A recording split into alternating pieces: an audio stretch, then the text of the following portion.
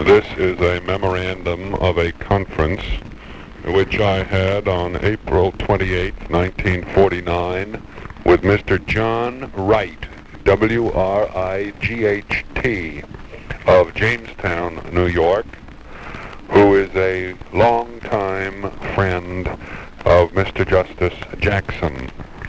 Mr. Wright flew in from Jamestown, New York, and had lunch with me at the Binghamton Club, and then came back to my office where we chatted until almost 4 o'clock, when he left in his private plane to fly back to Jamestown.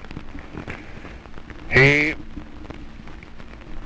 told me a good many stories about some of Mr. Justice Jackson's activities, and particularly of his own activities, in connection with the independent telephone company at Jamestown. Mr. Wright has made a good deal of money over his lifetime, and largely through the reorganization of companies. One of the jokes which he tells on Bob Jackson was this. He says that he secured Bob to speak at a convention of the independent telephone companies held, I believe, in Ohio. Mr. Wright introduced Justice Jackson. Check the date of this. He said that he always had a complaint against Bob because he would submit bills to him without itemizing them. Bob, nevertheless, persisted in this practice, even though Mr. Wright asked him to submit itemized bills. One large bill Mr. Wright took exception to, and went to Bob's office and insisted that Bob sit down and itemize the various services which had been performed for which he was billing. Bob was able to account for everything except one item of $1,500, and Mr. Wright insisted that that amount be explained. So Bob said that was for lying awake nights thinking about your case. When Bob was introduced and got up to speak, he told this story as a counterattack, showing his ready wit. He said that the story is being told around Jamestown, New York, about John Wright, that he had died and had gone to heaven. And after he'd been in heaven a while, he got dissatisfied with a few things, and so he told St. Peter about them, and St. Peter said, well, why don't you draft up a plan for the way you think heaven should be run and submit it to God. And so after working several weeks on it, John Wright prepared a very nice plan and had it neatly bound, submitted it to St. Peter, with a request that he turn it over to the higher authorities. Some weeks went by, and John heard nothing at all from St. Peter, and so finally, meeting him one day, asked him how things were and how his plan was coming. And St. Peter rather reluctantly said that God was just a little disappointed with it. And he said, but on the whole, he thought it was a rather good plan. And so John inquired as to what part of the plan God didn't like.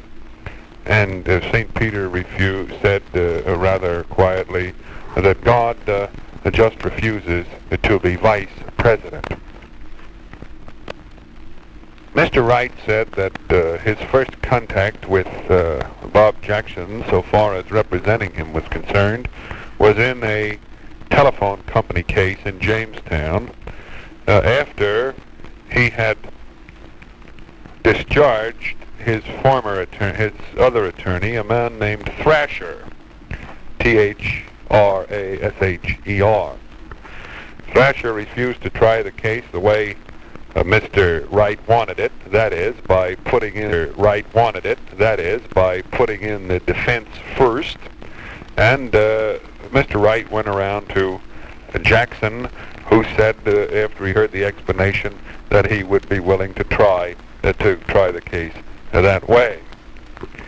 Actually, he got away with it, and the action was successful. Paragraph.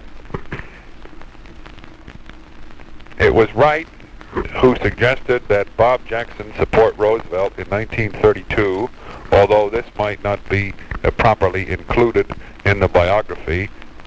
Questioned Jackson about it.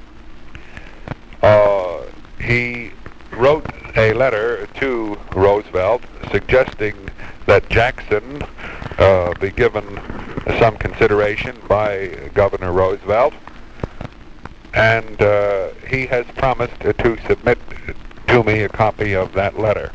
Get a copy of it and remind Wright about it.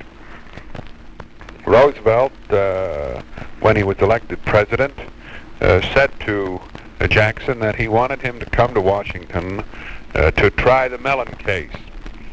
Jackson was rather reluctant to do this because he represented Mr. Wright and was anxious to continue that representation. However, after discussing the matter, he decided to accept Roosevelt's offer to go to Washington.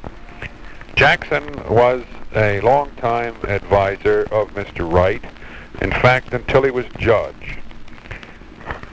Wright suggested that I talk to Jackson's colored man in Washington, D.C., who was formerly Justice Taft's, I believe,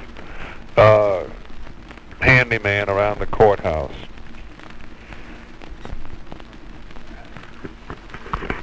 Although we won't take the matter up with Justice Jackson personally,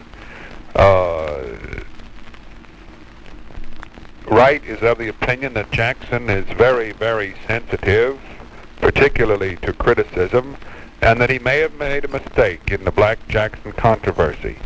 Wright is a newspaper man and has many contacts in Washington with newspaper men, and he feels that in the Black Jackson controversy, Jackson just made a mistake.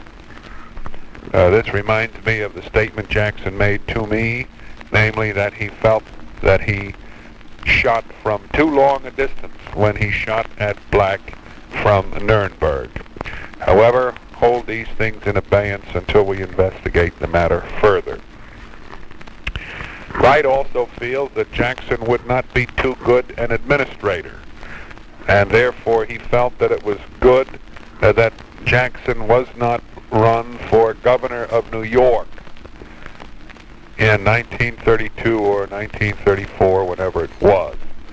Wright would have opposed that because he didn't feel that Jackson would make a good governor because, first, he was too sensitive to criticism, and secondly, he wasn't a good administrator. He did feel, however, that he was an excellent judge and that he is in the right place now. An interesting story which Wright told was that Roosevelt was considering Jackson for the Chief Justiceship when he finally appointed Justice Stone as Chief Justice. Check the dates of this and check the story with Jackson if you can open it up properly. The story will be a good one if we can include it because it will indicate that President Roosevelt himself considered Jackson as material for the Chief Justiceship. There's little doubt that Truman himself would have known of this too had it been a fact. Wright also said that Jackson was asked by Roosevelt to tender the president's nomination of Stone to him as Chief Justice. Jackson did this, carried the message to Stone, and Stone said, "Why, Bob, you should be Chief Justice. You're a good Democrat." And Bob said, "Oh, no,